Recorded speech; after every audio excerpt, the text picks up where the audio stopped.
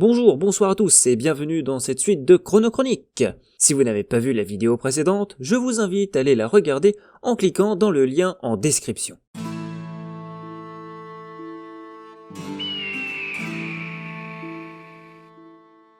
Les historiens militaires anglais situent avec précision la rencontre sur la vieille route romaine à une intersection à une demi-mille vers le nord du bourg de Patay et estiment précisément l'horaire de la bataille à 14 h.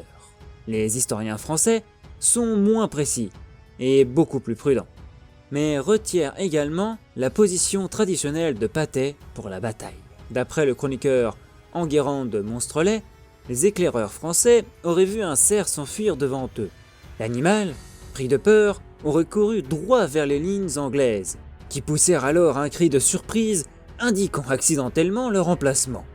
Quoi qu'il en soit, d'une façon ou d'une autre, les Français prirent connaissance de la position anglaise, avant que celle-ci fût suffisamment en ordre de bataille pour riposter efficacement. Les 180 chevaliers de l'avant-garde française, menés par les capitaines La Hire, Ambroise de Loré, Jean Pothon de Xentrailles et le connétable Arthur de Richemont, attaquèrent les archers par les flancs, qui n'avaient pas pu être protégés par manque de temps. Et alors que l'élite des archers était taillée en pièces par l'avant-garde, les troupes lourdes anglaises fuyaient devant la célèbre tactique de la charge lourde de cavalerie qui leur fondait dessus.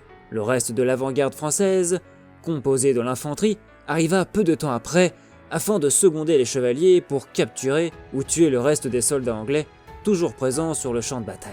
L'avant-garde anglaise, n'ayant pas connaissance de la bataille en cours, voyant un de ses commandants courir vers eux, crut que l'armée anglaise avait été vaincue et se replia à son tour, battant en retraite. Le capitaine Jean d'Agneau, sous les ordres du grand écuyer Ponton de Xentrailles, fit prisonnier le célèbre John Talbot. Ce fait d'armes lui rapportera des lettres de noblesse qui lui furent délivrées en mars 1438, et elles seront à l'origine du nom de d'Agneau de Richecourt. Outre Talbot, de nombreux officiers furent capturés par les Français.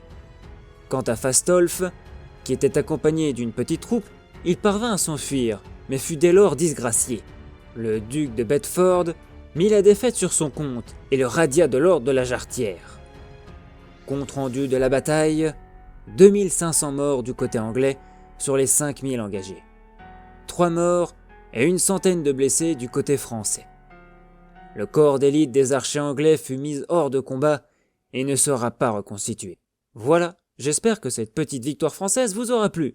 S'il y a d'autres sujets que vous voulez que j'aborde, veuillez m'en informer en commentaire.